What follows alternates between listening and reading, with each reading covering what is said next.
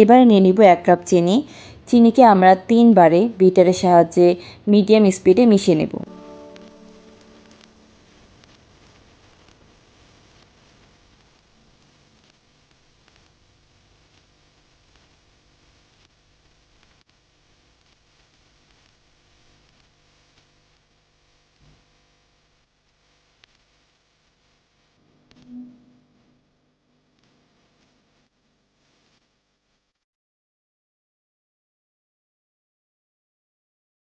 এবারে বানিয়ে নেব বাটার মিল্ক। 1 কাপ দুধে 1 টিস্পুন ভিনেগার মিক্স করে নেব।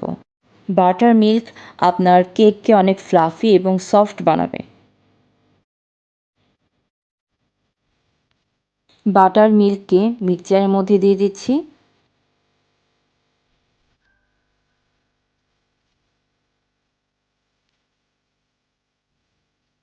এবারে মিক্সচারের সাথে শুকনো উপকরণগুলো স্টার চামচের সাহায্যে মিক্স করে নেব।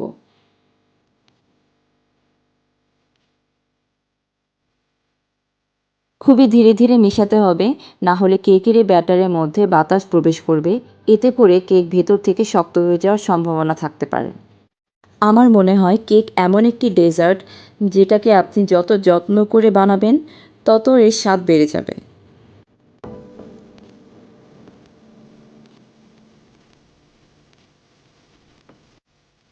এবারে আমি হার্ট শেপের একটি মাঝারি সাইজের মোল্ড নিয়ে দিচ্ছি।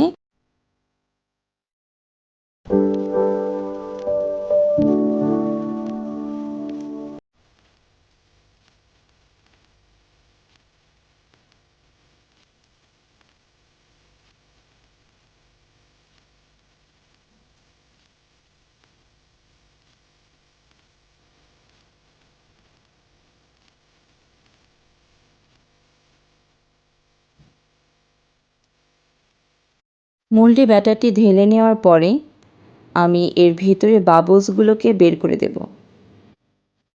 ও হ্যাঁ, আপনাদেরকে তো বলতেই ভুলে গেছিলাম, হঠাৎ করে আজকে আমি কেক বানালাম কেন। সকাল থেকেই আমার হাজব্যান্ড আজকে কেক খাওয়ার বায়না ধরেছিল, তাই স্পেশালি তার জন্যই আজকে কেকটা বানানো।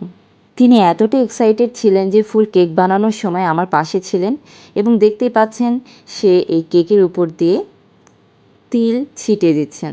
এবারে ইলেকট্রিক ওভেনটি 180°C তাপমাত্রায় 10 মিনিটের জন্যে প্রিহিট করে নিচ্ছি।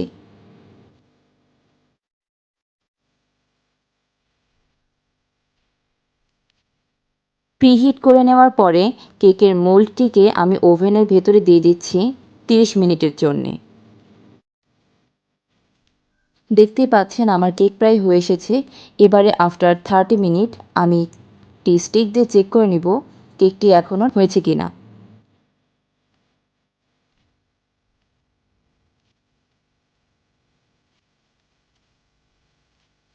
আমার কেক রেডি।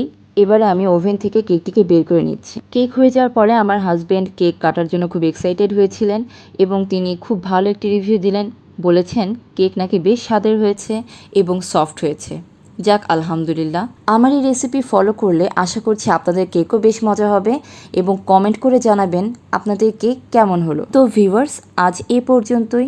ভিডিওটি ভালো লেগে থাকলে একটি লাইক দিবেন এবং সাবস্ক্রাইব করতে কিন্তু ভুলবেন না। আল্লাহ হাফেজ।